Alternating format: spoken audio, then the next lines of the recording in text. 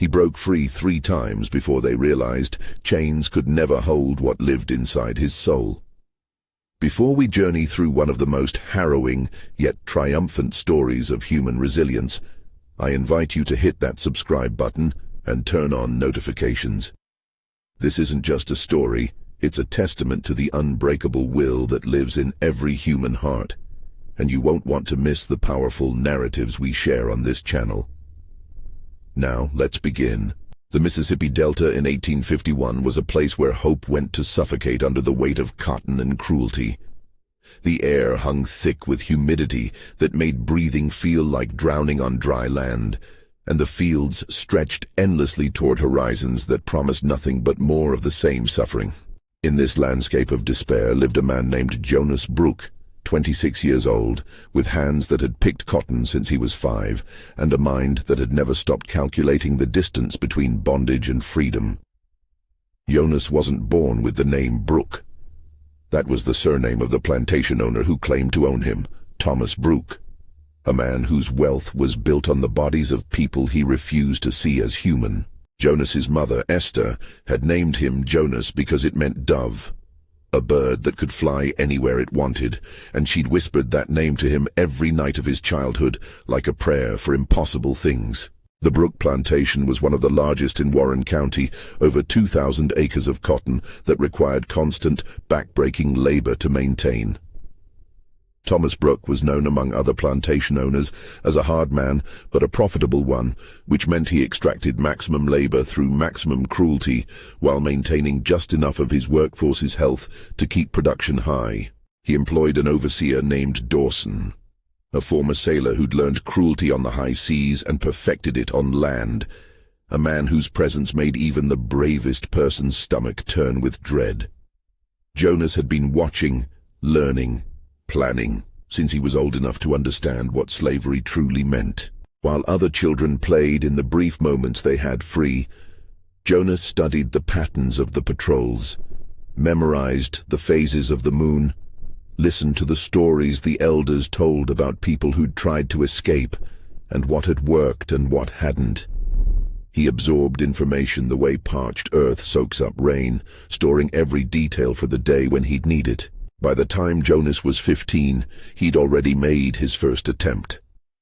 It was impulsive, poorly planned, driven more by rage than strategy after watching Dawson whip his mother for the crime of being too exhausted to work faster. Jonas had simply walked off the plantation one night, heading north with nothing but the clothes on his back and fury in his heart. He made it 12 miles before the dogs found him.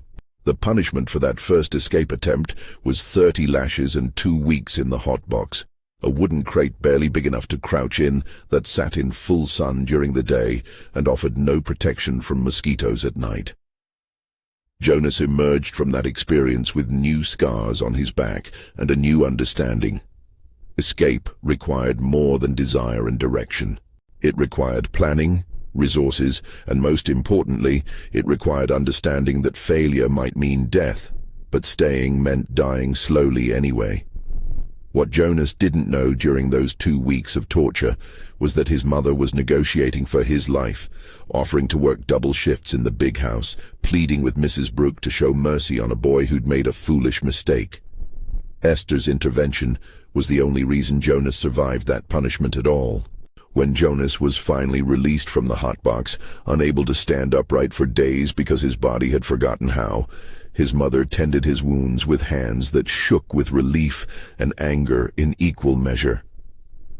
"You gonna get yourself killed, boy," Esther whispered as she applied poultices to his infected lash marks. "You gonna leave me alone in this world with nothing but grief?" But Jonas saw something else in his mother's eyes beyond the fear and anger. He saw understanding. She knew why he'd run. She'd wanted to run herself 1,000 times. The difference was, she'd learned to bury that desire so deep that it only came out in dreams, while Jonas couldn't bury anything, couldn't accept, couldn't make peace with chains. "I'm sorry, Mama," Jonas said, meaning it but knowing he'd do it again. "I'm sorry for the pain it caused you, but I ain't sorry for trying, And I ain't gonna stop trying neither. Esther closed her eyes, and a single tear rolled down her weathered cheek. She was 38 years old, but looked 60, her body used up by labor and heartbreak. "Then you best get smarter about it," she finally said. "You best learn patience and planning, because next time they might not let me save you." Those words became Jonas's guiding principle for the next decade. He learned patience that felt like torture, holding back when everything in him screamed to run. He learned to observe without appearing to watch, to listen without seeming to hear, to plan without leaving any evidence of planning.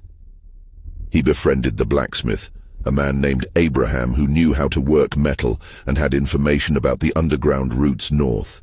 He gained the trust of Clara, who worked in the big house and could pass along information about when Master Bruk would be traveling and patrols would be lighter. He connected with a ferryman named Samuel, a free black man who operated legally transporting goods across the Mississippi River, but illegally transported something far more precious: people seeking freedom. Each connection was carefully cultivated over months and years because trust among enslaved people was both sacred and dangerous. One betrayer, one person broken by torture or tempted by reward money, could destroy everything and everyone connected to an escape network. Jonas understood this deeply, so he moved slowly, tested people carefully, revealed only what each person needed to know and nothing more. The Bruk plantation had 147 enslaved people when Jonas was 26, ranging from infants to elders, all of them caught in the same web of bondage. Among them was a young woman named Ruth, who'd arrived on the plantation 2 years earlier, sold away from her family in Virginia, after her previous owner died and his estate was liquidated. Ruth was 19, brilliant and bitter, with eyes that held the kind of rage that could either destroy you or forge you into something unbreakable. Jonas noticed her immediately, not just because she was beautiful, but because she carried herself with a dignity that refused to be broken despite every attempt to crush it. They began talking during the brief evening hours after work, conversations that started casually but deepened quickly into discussions about freedom, resistance, and what it meant to maintain your humanity in a system designed to strip it away. Ruth had learned to read as a child, taught secretly by her mother, who'd been taught by an elderly white woman who believed slavery was a sin. This literacy was dangerous knowledge that Ruth guarded carefully, but she shared it with Jonas, teaching him letters by drawing them in the dirt and erasing them immediately, building his ability to read the stars and maps, and eventually the words that spelled out freedom. Their relationship grew from mutual respect into something deeper, a love that was both beautiful and terrible, because loving someone in slavery meant giving your captors another weapon to use against you. Every enslaved person knew the pain of watching someone you loved suffer and being powerless to stop it, knew the agony of families torn apart by sale, knew that attachment created vulnerability. But humans can't stop being human just because it's dangerous, and Jonas and Ruth loved each other despite knowing it made them both more fragile and somehow stronger at the same time. Master Bruk noticed their attachment and did what slave owners often did. He decided to use it as a tool of control. He informed Jonas that if he continued to be a model worker, if he produced more than his quota and caused no trouble, he'd allow Jonas and Ruth to marry in a year's time. It was a calculated manipulation, offering something precious to ensure compliance, creating the illusion of reward within the reality of bondage. Jonas understood the manipulation but also understood the opportunity. A year of appearing to comply, a year to plan more carefully, a year to build resources and connections. He agreed to Master Bruk's terms, while simultaneously intensifying his secret preparations for the escape that would actually matter. Throughout 1852, Jonas became the model of an enslaved person that masters claimed to want: hard-working, obedient, quiet. He exceeded his cotton quotas every week.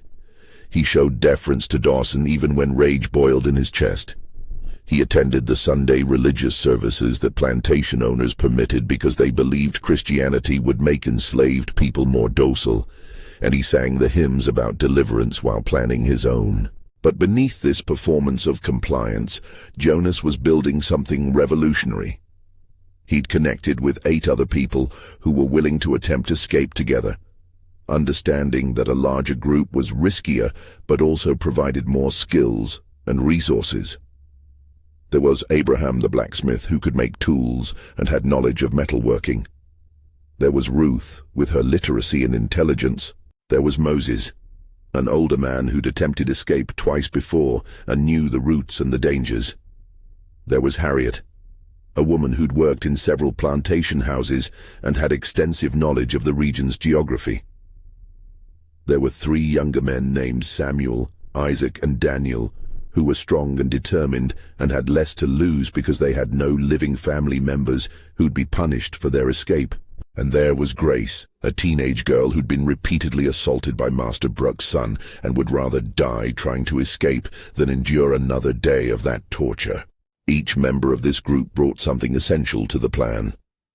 Abraham had been slowly stealing and hiding supplies, dried meat, tools, rope, flint for starting fires. Ruth had been memorizing maps from newspapers she glimpsed in the big house, creating mental pictures of routes north. Moses had connections with other enslaved people on neighboring plantations who could provide shelter or misdirection for the patrols. Harriet knew which white people in the area were secretly sympathetic to abolition and might help if approached correctly. The young men provided physical strength for the journey's demands. Grace provided information about the Bruk family's schedule and habits because she had access to the big house where she tried to make herself invisible enough to avoid notice. And Jonas provided the leadership, the strategic thinking, the ability to hold all these pieces together and coordinate them into a coherent plan that might actually work. The plan was audacious in its scope and careful in its details.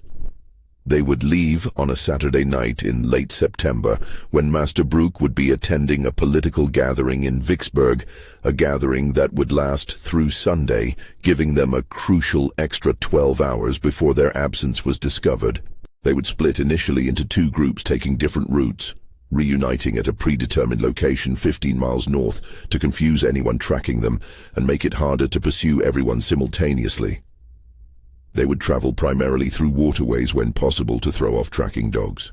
They had arranged for Samuel the ferryman to be waiting at a specific location on the Mississippi River at a specific time, ready to transport them across into Louisiana, where they'd continue north using the network of abolitionists and free black people who formed the Underground Railroad. Every detail had been considered, from what to wear, to how to treat blisters, to what story to tell if they encountered patrols, to the fact that someone might not make it and the others would have to keep going. Jonas had insisted on this last point, making everyone promise that if he or anyone else was caught or killed, the others wouldn't stop, wouldn't surrender, wouldn't let one person's misfortune doom them all. It was a hard promise to make and harder to keep, but survival sometimes required hard choices. The weeks leading up to the planned escape were almost unbearable for Jonas. Every morning he woke wondering if this was the day something would go wrong, if someone would betray them accidentally or intentionally, if Dawson would notice supplies going missing, if the elaborate fiction they were maintaining would collapse. He had to continue his performance of compliance while his mind was constantly calculating, planning, worrying. He had to act normal around Ruth when every moment felt precious because it might be their last together if things went wrong. He had to make small talk with other enslaved people who weren't part of the plan, people who might be hurt if Master Bruk decided to punish the whole community for the escape of a few. The moral weight of this pressed on Jonas constantly. He knew that his actions might bring suffering to people who'd never agreed to the risk, that slave owners often responded to escapes by making life harder for everyone left behind. But he also knew that accepting bondage to spare others from potential punishment was exactly the calculation that slavery depended on. The way the system used people's love and sense of responsibility as weapons against them. There had to come a point where you chose freedom despite the cost, where you refused to let fear and manipulation control every decision. Jonas had reached that point, and so had the 7 people who'd agreed to escape with him. On the Thursday before their planned Saturday escape, disaster struck. Grace was called to Master Brooks' study, where he informed her that he'd sold her to a plantation owner in Louisiana who was leaving the next day to return home. She would go with him, effective immediately. No warning, no time to prepare, just the casual destruction of a person's life and future with the stroke of a pen and an exchange of money. Grace's inclusion in the sale wasn't about her specifically. It was just business. Plantation owners trading human beings the way others traded livestock or furniture. But for Grace, and for the escape plan, it was catastrophic. Grace knew the entire plan, knew the routes, knew who was involved, knew the timing. If she was taken to Louisiana before Saturday, the plan would have to be scrapped or executed without her knowledge and participation. Worse, if she was tortured or coerced by her new owner. If he suspected she had information about escape plans and forced it from her, everyone involved would be in mortal danger. Jonas learned about Grace's sale from Ruth that evening, and his mind raced through impossible options. Could they move the escape up to tonight before Grace was taken? No. Master Brooke was home. The patrols were regular. Samuel the ferryman wasn't in position. Could they somehow prevent Grace from being sold? No, they had no power to intervene in Master's business decisions. Could they trust Grace to stay silent, even under duress? They had no choice but to trust her, but trust didn't guarantee safety. The group held an emergency meeting that night in the barn, a gathering so dangerous that they could only spare 15 minutes before absence would be noticed. The decision before them was terrible. Abandon the carefully constructed plan and lose months of preparation, or go forward knowing that Grace's sale had introduced a devastating vulnerability.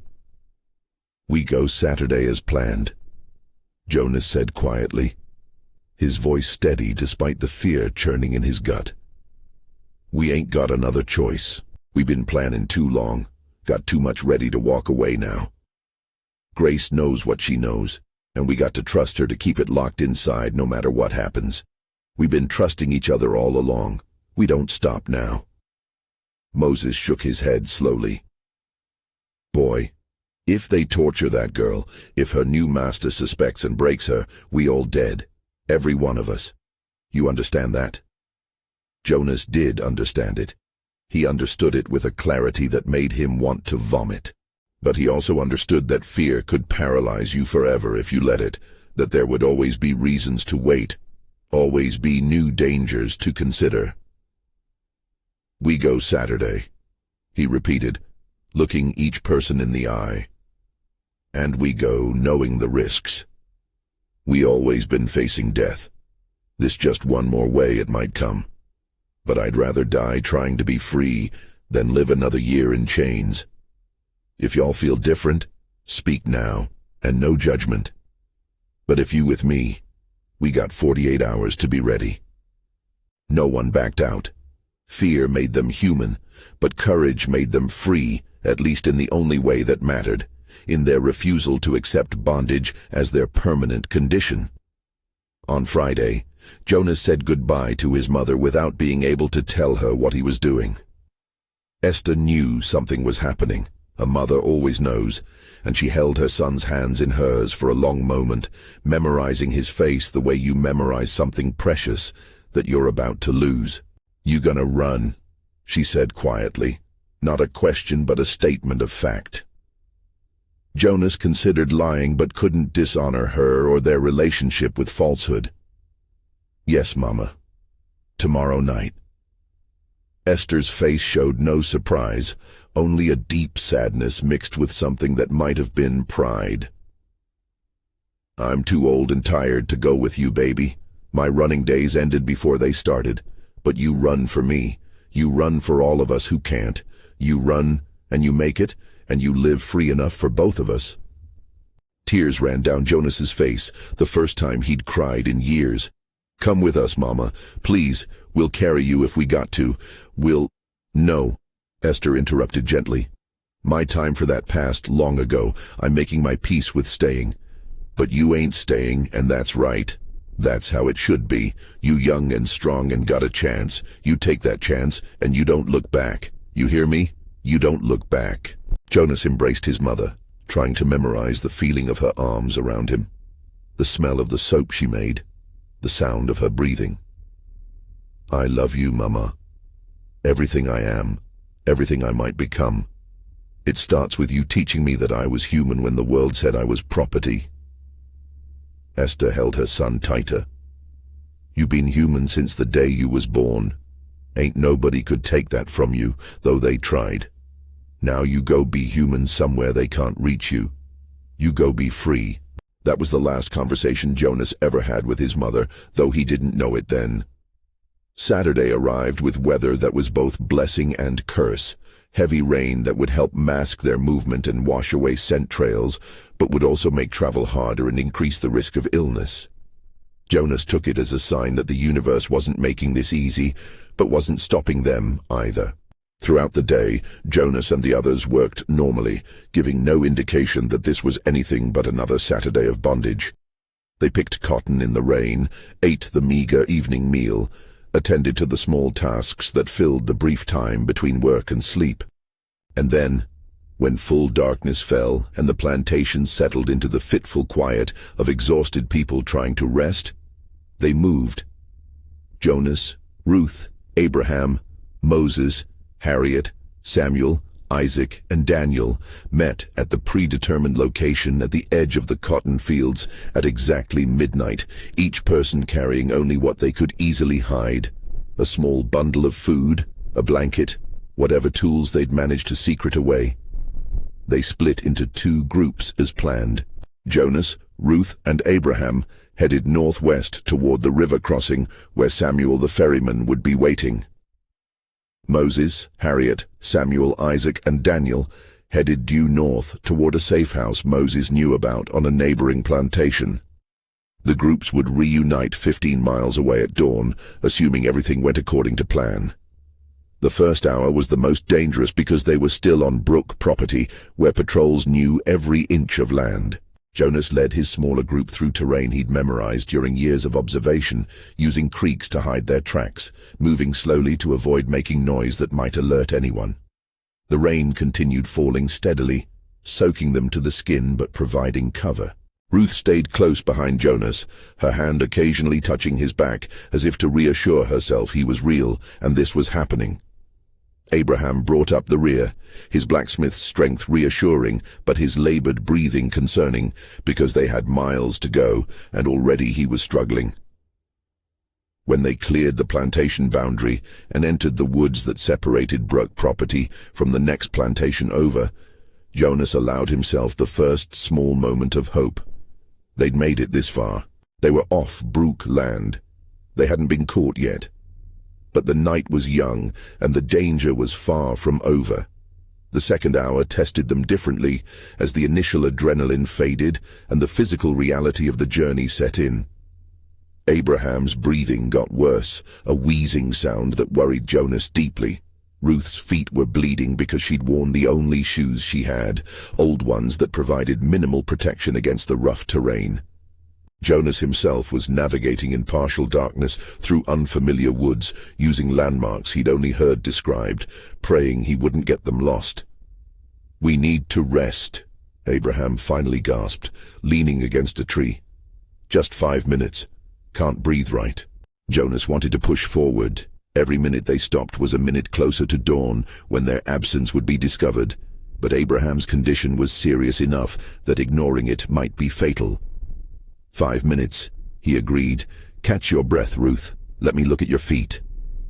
In the darkness and rain, Jonas could barely see the damage to Ruth's feet, but he could feel the blood and torn skin.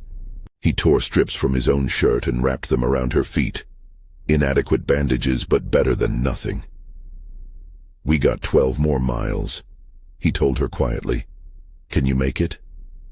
Ruth's eyes flashed with determination, even in the darkness.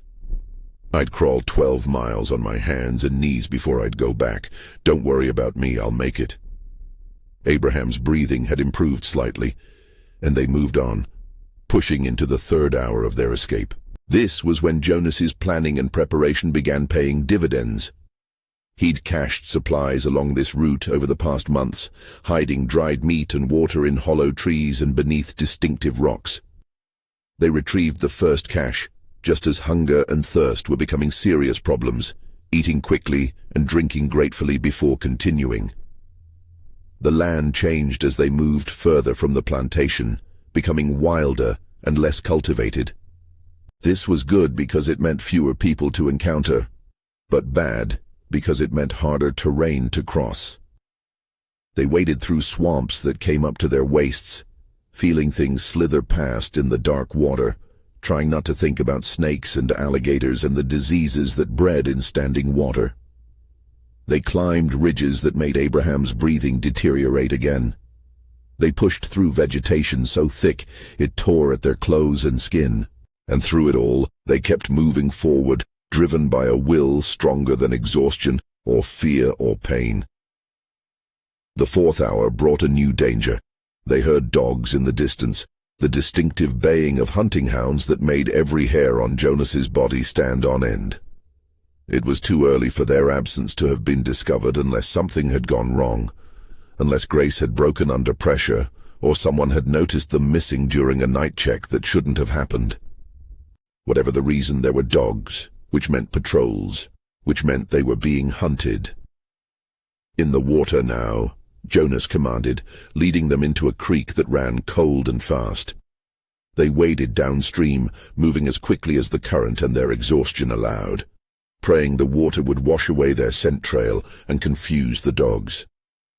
The barking got closer, then seemed to circle, then faded slightly. The dogs were confused. The water trick was working, but they weren't giving up.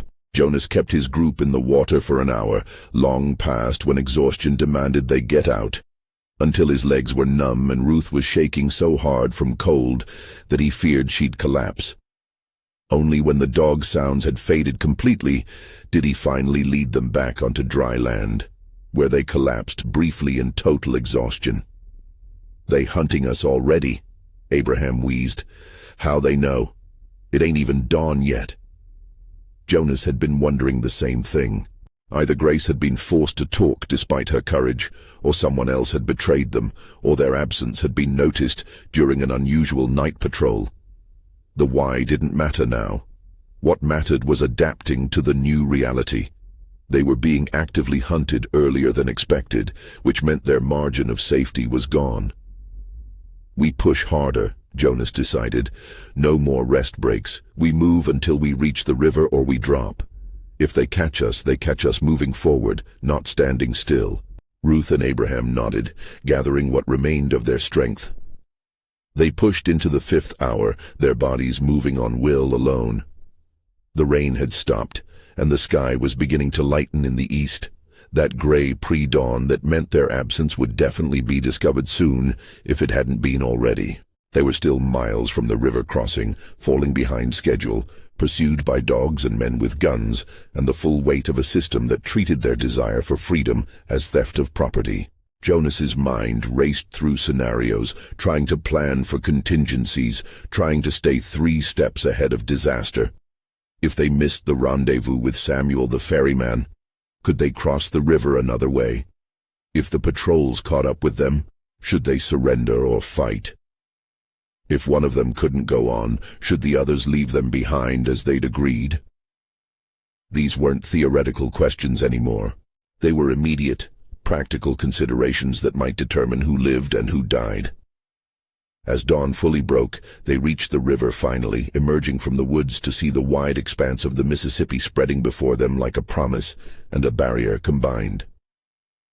The water was high from recent rains, moving fast and dangerous. Jonas scanned the shoreline desperately for Samuel the ferryman, for the small boat that was supposed to be waiting to carry them across into Louisiana and the next stage of their journey. But the shoreline was empty. Samuel wasn't there. Either they'd arrived too early and he hadn't reached the rendezvous point yet, or they'd arrived too late and he'd left, or something had prevented him from coming at all. Jonas felt his heart sink but forced himself to think strategically. They couldn't wait here in the open. The patrols would reach this area soon. They needed to cross now, with or without Samuel's help. "Can any of you swim?" Jonas asked, though he already knew the answer. Most enslaved people never learned to swim because they were never given the opportunity or the time. Ruth and Abraham both shook their heads. "I can float some," Abraham said, "but not across something that wide and fast." Jonas could swim, taught by an older enslaved man when he was a child, lessons stolen during Sunday afternoons when supervision was lighter. But swimming across the Mississippi River in flood stage was different from swimming in the calm pond where he'd learned. It was dangerous, possibly fatal, especially for people already exhausted from hours of running. "We got 3 choices," Jonas said, laying out the options with brutal honesty. "We wait here and hope Samuel shows up before the patrols find us. We try to cross on our own and risk drowning. Or we head upriver and look for another crossing point, losing more time. None of them good choices." Before anyone could respond, the decision was made for them.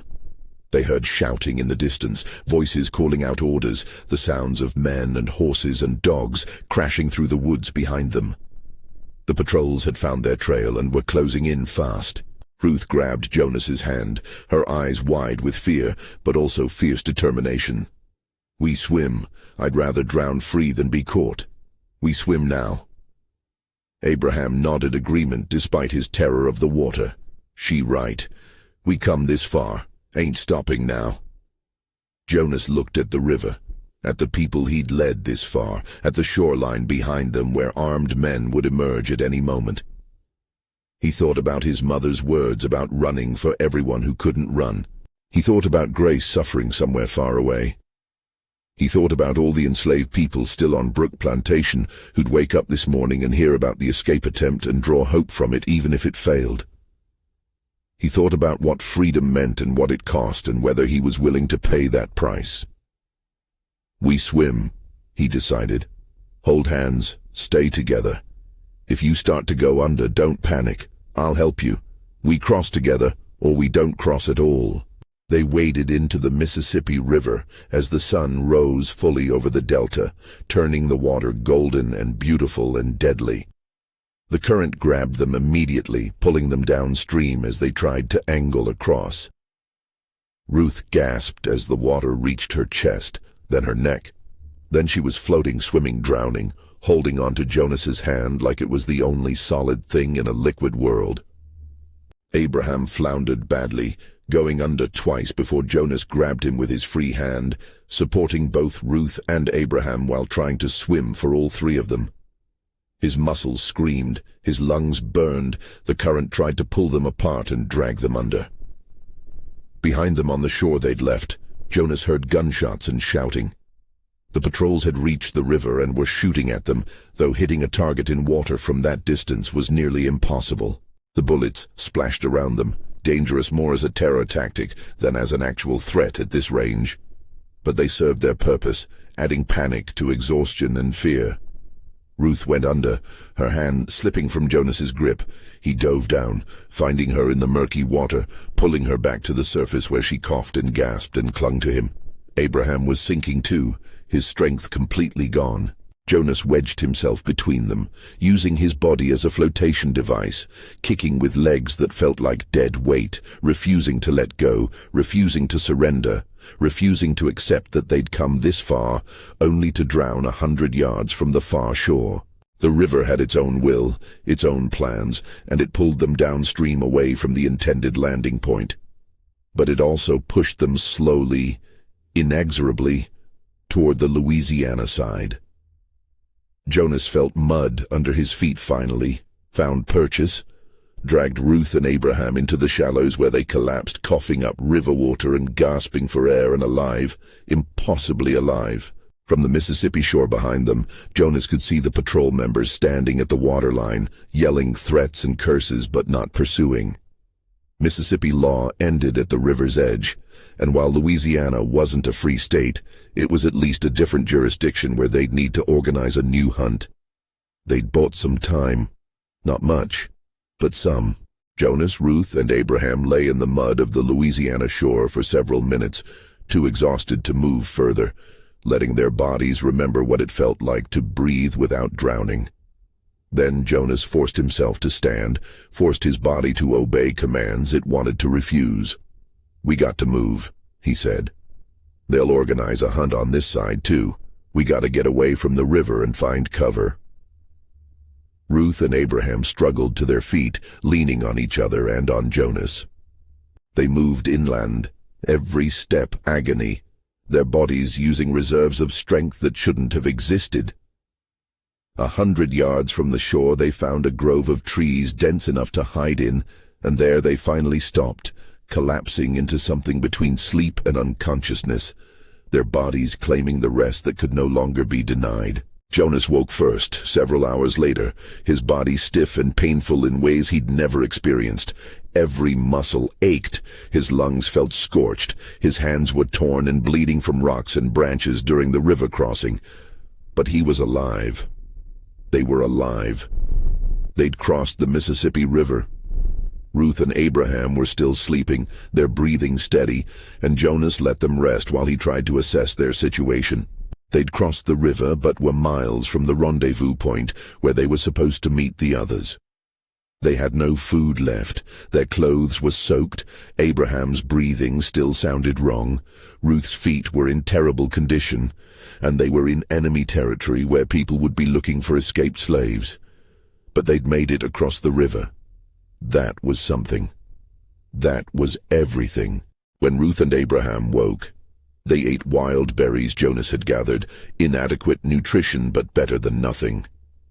Abraham's breathing had improved slightly with rest, and Ruth rewrapped her feet with strips torn from her dress. They were battered but not broken, exhausted but not defeated. "We rest today, move tonight," Jonas decided. "Let our bodies recover some.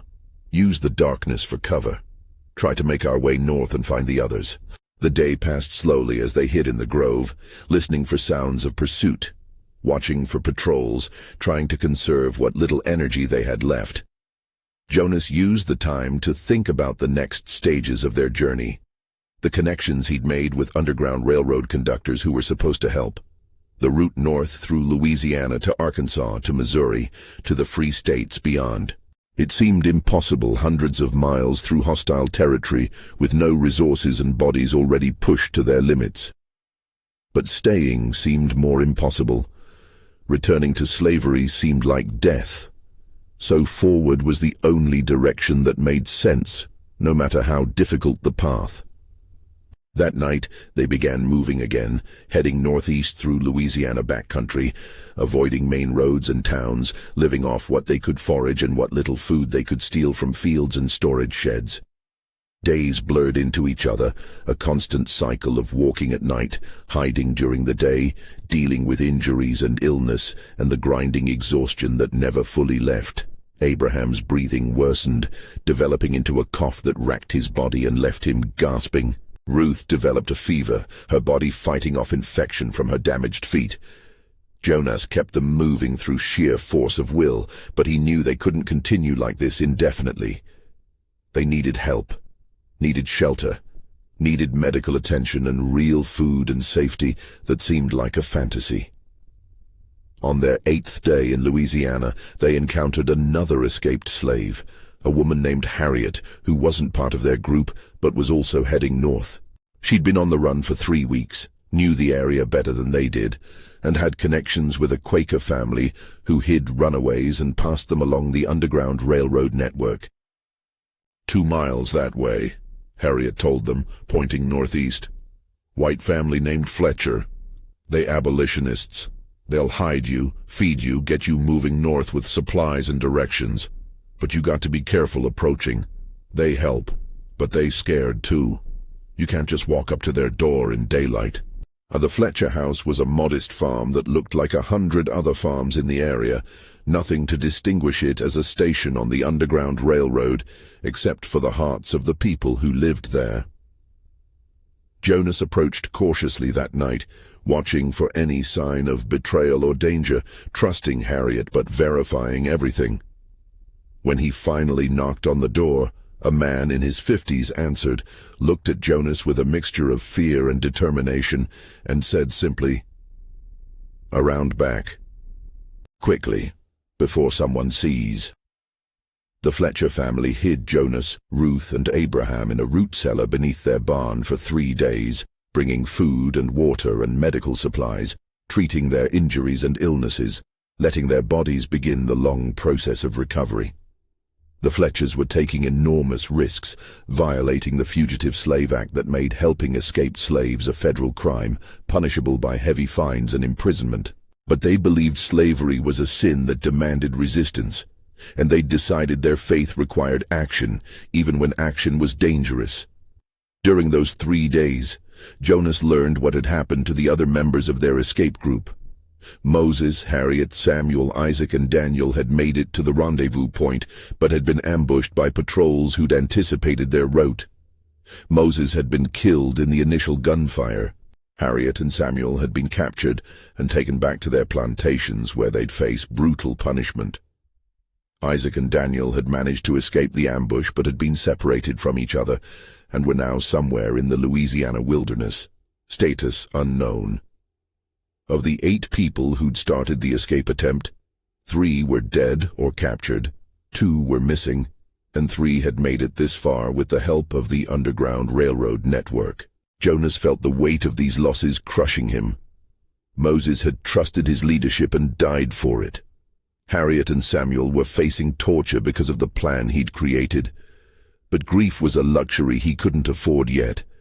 He had to keep moving, had to get Ruth and Abraham to safety, had to honor the sacrifices of those who'd fallen by making sure their deaths weren't meaningless. The Fletchers arranged transport for them to the next station, a free black community in Arkansas, where they'd be safer and could rest longer before continuing north. They traveled hidden in a wagon under produce, breathing stale air and fighting claustrophobia, trusting strangers with their lives because they had no other choice.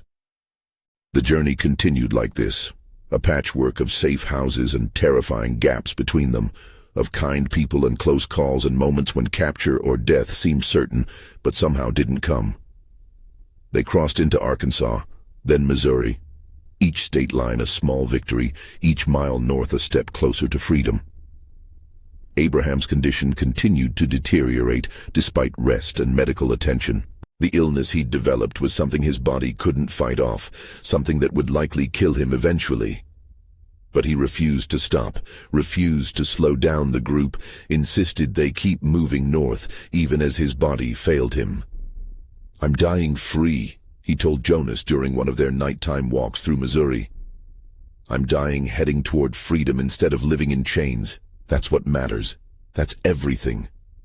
Ruth walked beside Jonas, holding his hand, her fever broken finally, her feet healing slowly, her spirit unbroken despite everything they'd endured.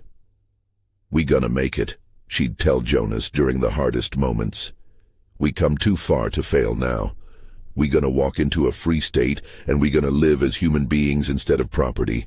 I know it. I feel it." Jonas wanted to believe her, but struggled with the reality of their situation. They were still hundreds of miles from free territory. Slave catchers operated even in non-slave states, empowered by the Fugitive Slave Act to hunt down escaped people and return them south.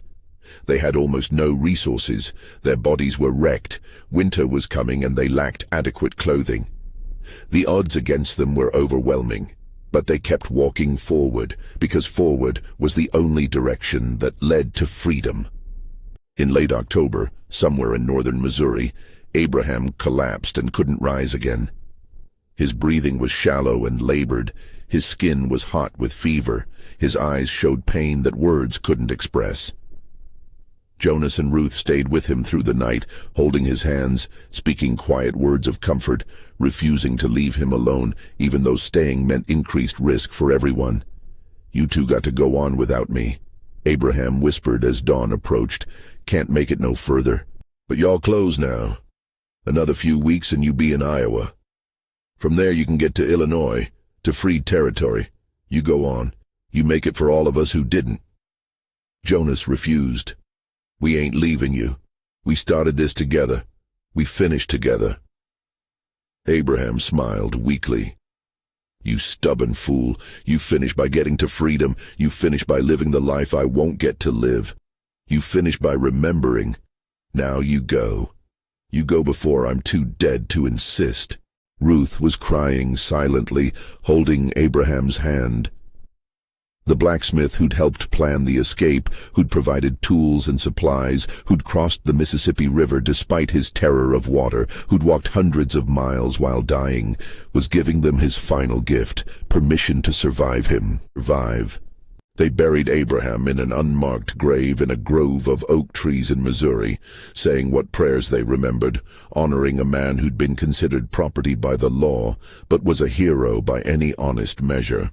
Jonas and Ruth continued north, carrying Abraham's memory with them, two people where 8 had started, bearing the weight of all those losses, but also the responsibility of making those losses matter by achieving what they'd all been trying to achieve: freedom. They crossed into Iowa in early November, the first free territory they'd reached, though the Fugitive Slave Act meant they weren't truly safe even there. They kept moving, heading toward Illinois, toward communities of free black people and abolitionists who could provide more permanent shelter and support. The journey had changed them both. Jonas had started as a man with a plan, confident in his intelligence and preparation. He'd learned that planning only took you so far, that survival often came down to luck and the kindness of strangers and a will that refused to break even when breaking would have been easier. Ruth had started as a woman with rage and brilliance, and she'd learned that those qualities could carry you through hell, but that you also needed hope and faith, and the ability to keep loving even when love made you vulnerable. They'd both learned that freedom wasn't a place you reached, but a state of being you claimed. That you could be free in chains if you maintained your humanity, and enslaved even in free territory if you surrendered your will. On a cold morning in late November 1852, Jonas and Ruth walked into Chicago, Illinois, a city with a thriving free black community and strong abolitionist presence. They'd been running for exactly 3 months, had covered over 700 miles, had lost 5 members of their group, had endured hunger and pain and terror beyond description. But they'd made it. They'd reached free territory. They'd survived. The African Methodist Episcopal Church in Chicago had a network for helping newly arrived freedom seekers, providing temporary housing, job assistance, legal protection, and community support. Jonas and Ruth were welcomed into this community, given shelter and clothing and food, and the space to begin processing the trauma of what they'd endured. Over the following months, they began building a life. Jonas found work as a carpenter, skills he'd learned during slavery now employed for his own benefit, earning wages he could keep. Ruth continued her education, her literacy growing to include writing and mathematics, knowledge she'd use later to teach other formerly enslaved people. They married in the spring of 1853, a ceremony that was legally recognized, a union that couldn't be broken by sale or separation. A commitment they chose freely. They were free people making free choices, something so simple yet so revolutionary for people who'd spent most of their lives as property. But freedom in the North wasn't the paradise Jonas had imagined during those years of planning his escape. Slavery might be illegal in Illinois, but racism wasn't. Black people faced discrimination in housing and employment.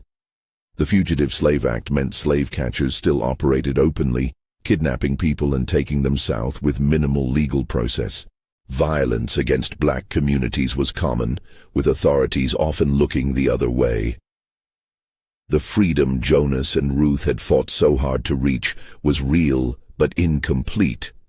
Better than slavery, but far from the equality they deserved. Jonas became active in the abolitionist movement, speaking about his experiences to mostly white audiences who needed to hear from someone who'd actually lived through slavery rather than just theorizing about it from comfortable distance. He told them about the planning and courage required to escape, about the people who'd helped along the way, about the ones who hadn't made it. He told them about Master Bruk and Dawson and the system that reduced humans to property. He told them about his mother Esther who'd stayed behind, about Abraham who'd died in Missouri, about Moses who'd been killed during the escape attempt. He made slavery real and personal and impossible to ignore. Ruth worked with the Underground Railroad from the safe end, helping coordinate assistance for people still making the journey north that she'd completed.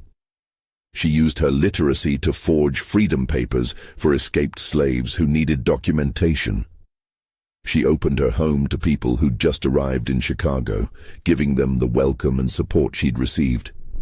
She became a voice in the community, arguing for the rights and dignity of all black people, whether formerly enslaved or freeborn. Years passed.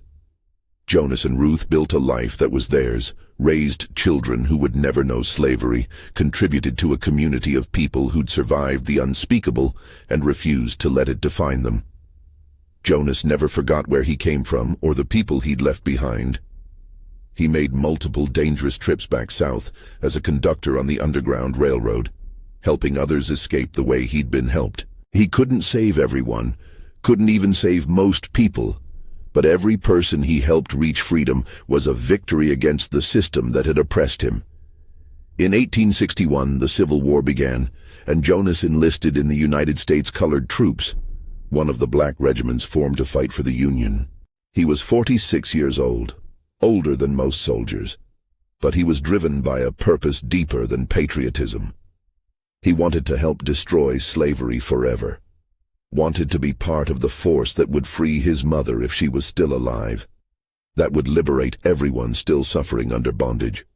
He fought in multiple battles, survived wounds that should have killed him, saw slavery crumble under the weight of military defeat and the Emancipation Proclamation, and eventually the 13th Amendment. When the war ended and slavery was officially abolished throughout the United States, Jonas was there to witness it. A 50-year-old veteran who'd spent the first 26 years of his life in chains and the last 24 fighting against them. After the war, Jonas returned to Chicago and to Ruth, their reunion sweet despite the years and trauma that separated their early life together from this moment. They had both changed, marked by experiences that couldn't be erased, but their love had survived everything that tried to break it. Jonas tried to find his mother, traveling back to Mississippi to the Bruk plantation to search for Esther. The plantation had been abandoned during the war, the fields returning to wild growth, the big house burned by Union troops. The enslaved people who'd lived there had scattered during the chaos of war and emancipation, some heading north, some staying in the area as freed people trying to build lives from nothing. Jonas searched for weeks, but never found Esther. He didn't know if she'd died during his absence, if she'd left and gone somewhere he couldn't trace, if she'd been sold away before the war ended. The not knowing was its own kind of torture. But eventually Jonas had to accept that some questions wouldn't be answered, some separations caused by slavery couldn't be healed, even after slavery ended. He left Mississippi and returned to Chicago, carrying that grief with him, honoring his mother's memory by continuing to live freely and fully, by being the man she'd raised him to be. The decades after the Civil War, the period called Reconstruction, offered hope and betrayal in equal measure. For a few years, real change seemed possible. Black men gained the right to vote and hold office. Schools were established for black children. Economic opportunities expanded. But the backlash was fierce, and gradually, as federal attention and enforcement faded, the gains of Reconstruction were rolled back. Violence and intimidation prevented black people from exercising their rights. New laws created systems of oppression that echoed slavery in everything but name. The dream of true equality was deferred again and again. Jonas watched this happen with the same rage and determination that had driven his escape from slavery. He organized voter registration drives. He protected black people trying to exercise their rights. He testified about violence and discrimination.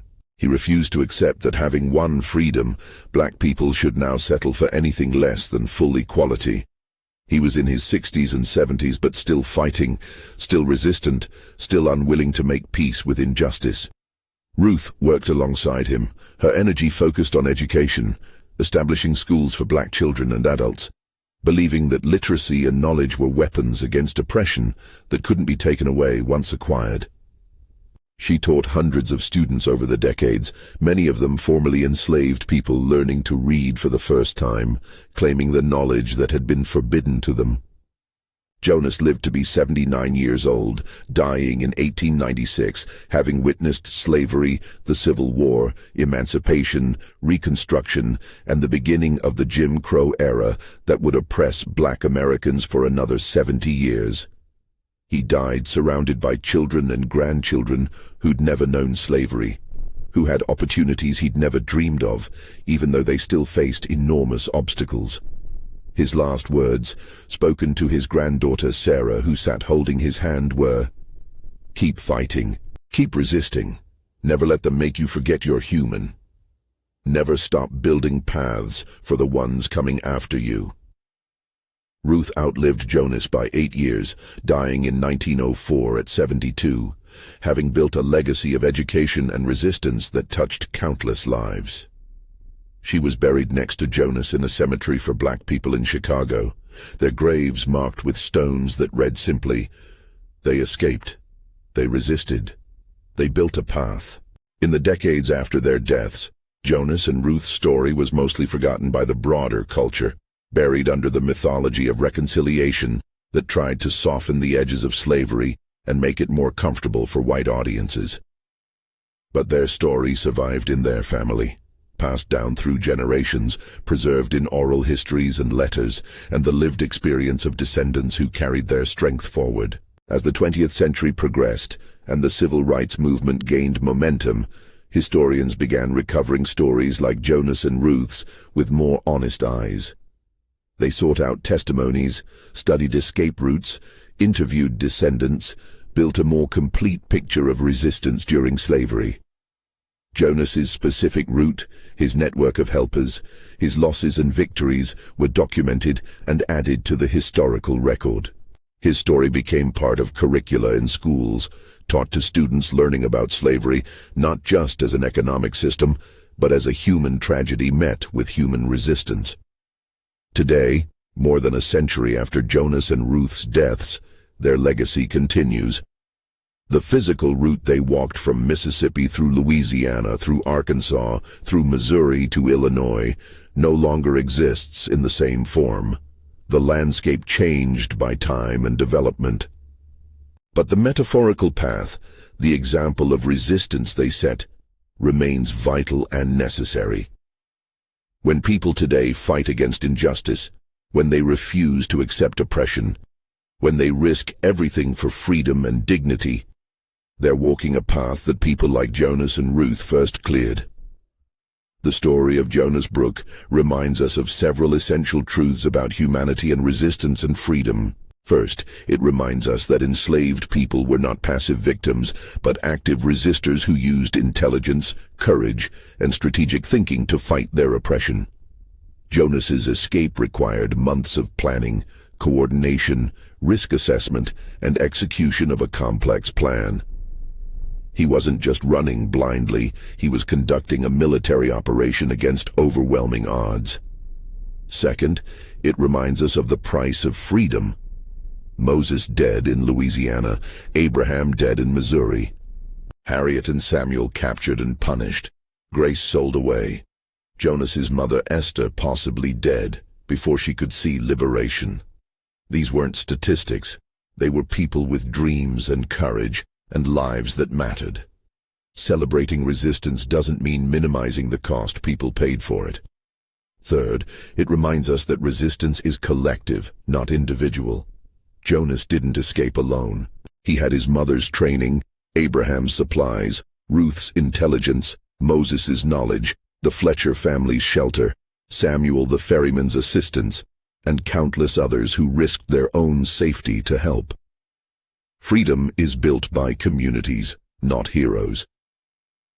Fourth, it reminds us that freedom is never complete, never secure, never finished. Jonas reached free territory but still faced discrimination and danger. Slavery was abolished but replaced with Jim Crow. Rights were gained and then restricted again. The struggle for justice is ongoing across generations, each one building on the work of those who came before and preparing the ground for those who come after. Fifth, it reminds us of the power of human will. Jonas had every reason to give up during his escape, during the river crossing, during the months of running, during the years after when freedom proved incomplete. But he didn't give up. He kept resisting, kept fighting, kept insisting on his humanity and dignity until the day he died. That will, that refusal to be broken, is perhaps the most powerful weapon against oppression. Looking back at Jonas's life from our present moment, we can see clearly what he couldn't have known. That his story would matter, that his resistance would inspire others, that the path he built would be walked by millions seeking their own liberation. He lived during a time when slavery seemed permanent and overwhelming, when the idea that it would be abolished within his lifetime seemed like an impossible dream. Yet he resisted anyway, not because success was guaranteed, but because resistance was necessary. Because maintaining his humanity required it. Because the alternative was a kind of death that had nothing to do with physical survival. Jonas's story asks us to examine our own responses to injustice. We live in different circumstances with different challenges, but the fundamental questions remain. When we see oppression, do we resist or look away? When we face obstacles, do we give up or find another path? When we reach our own freedom, do we rest or turn back to help others still struggling? These questions aren't historical, they're present and urgent. The specific forms of oppression may have changed, but the human capacity for cruelty and the human need for dignity remain constant. Jonas's example shows us that ordinary people can do extraordinary things when circumstances demand it. That courage isn't the absence of fear, but the decision to act despite fear. That one person's resistance can inspire hundreds of others, even when that one person doesn't live to see the full impact of their actions. As we conclude this story, I want to honor not just Jonas and Ruth, but all the people whose names we don't know, who escaped slavery or died trying, who resisted in visible and invisible ways, who maintained their humanity in conditions designed to destroy it. I want to honor the Underground Railroad conductors who risked everything to help strangers. I want to honor the abolitionists who fought slavery, even when it was unpopular and dangerous. I want to honor the mothers and fathers who raised children to know they were human, even when the law said they were property. I want to honor every person who built paths toward freedom, whether they walked those paths themselves or made them easier for others to walk. Jonas Bruk's story is one thread in a vast tapestry of resistance, each thread essential to the strength and beauty of the whole. We remember him not as a perfect person or a superhero, but as a real human being who faced impossible choices and made the ones that honored his dignity and the dignity of others. We remember him as someone who understood that freedom is worth any cost, that humanity can't be legislated away or tortured out of existence, that paths toward justice must be built even when the journey seems impossible. In remembering Jonas, we commit ourselves to continuing the work he started. We commit to recognizing our own humanity and the humanity of others. We commit to resisting injustice wherever we encounter it. We commit to building paths for those who come after us, making the journey toward freedom and equality a little easier, a little safer, a little more possible.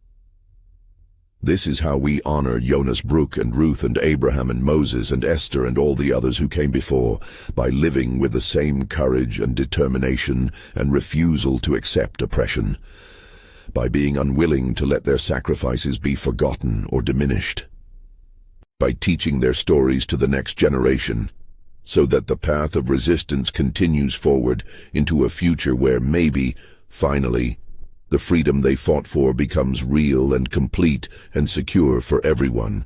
Before we end, I want to thank you for staying with this story, for bearing witness to Jonas's journey, for allowing his experience to touch your heart and mind. If this story moved you, if it challenged you, if it inspired you, please subscribe to this channel and share this video with others. These stories deserve to be told and remembered and honored. They're not just history, they're instructions for how to be fully human in the face of inhumanity, how to resist when resistance seems futile, how to hope when hope is dangerous.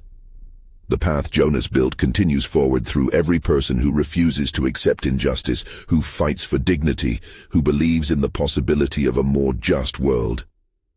You can be part of building that path. You can be part of honoring those who came before and clearing the way for those who come after. You can be part of the great human story of resistance and liberation that stretches from the past through the present into a future we're all creating together. May we all have the courage Jonas showed. May we all love as deeply as Ruth loved. May we all resist as persistently as those who came before us. And may we all remember that freedom is not a gift, but a struggle. Not an end point, but a journey. Not an individual achievement, but a collective responsibility that we must honor every day of our lives. Thank you for listening. Thank you for remembering. Thank you for being part of keeping these stories alive.